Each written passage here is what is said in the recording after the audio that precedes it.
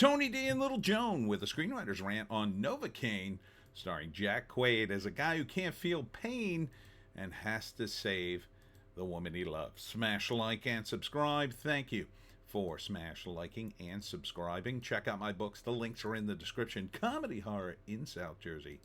It's the Pineys, books 1 through 16. Available at Amazon.com. Don't forget, Kindle Unlimited is free. His parents are Dennis Quaid and Meg Ryan. And you might remember him, of course, from The Boys. But the premise is he is an average guy, except he has a condition in which he feels no pain. Like his pain receptors don't work. And what's the name from Spider-Man is in it? Can't think of the actor's name. But that's definitely him. Good kudos to him for changing the look. I think actors should always change the look when they're in a different movie. But Jack Quaid doesn't need to, because he looks like his dad, and he's got sort of leading man good looks. It seems what they're grooming him for, definitely in this. So the premise is he falls in love with this girl, and he's an average guy. He works at a bank. But then bank robbers come and take his girlfriend hostage. So he decides to save her because it's the only girl that's ever meant anything to him and changed his life, kind of thing. So he fights all these bad guys, but he doesn't feel any pain. So here a bad guy's torturing him. He has to pretend to feel pain, but he really doesn't. And his nickname in high school was Novocaine, because I guess guys in his high school picked on him or whatever. So it looks like a fun movie. It's kind of an action comedy. Only in theaters in March. I would totally see this. This looks fun. I like movies about average guys who have to rise above and save the day. This is the love of his life. So, first act, he meets this girl, falls in love, and she doesn't care about his weird condition.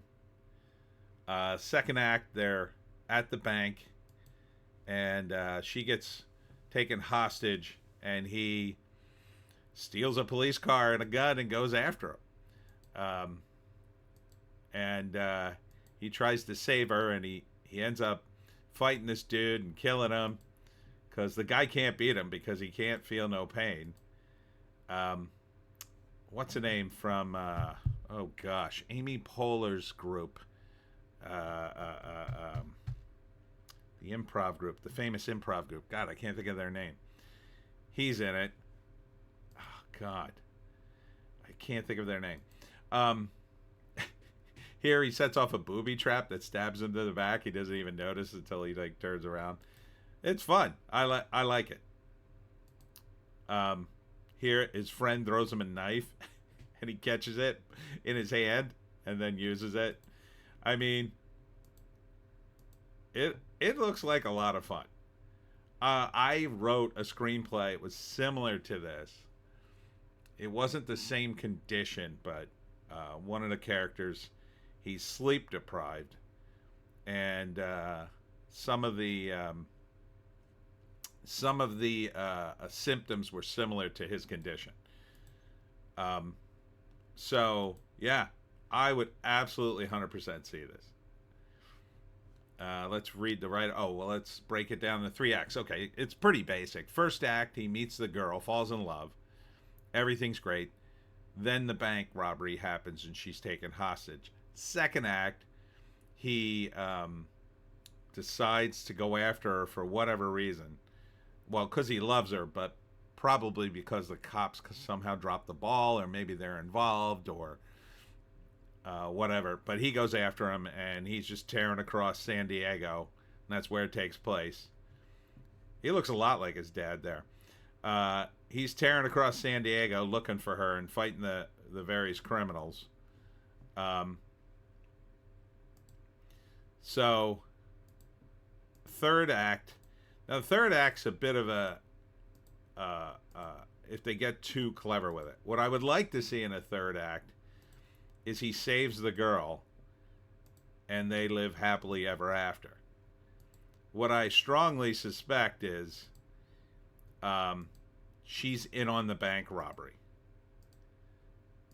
That she betrayed him, essentially. She was in on the bank robbery to get information out of him, but fell in love with him, and then maybe they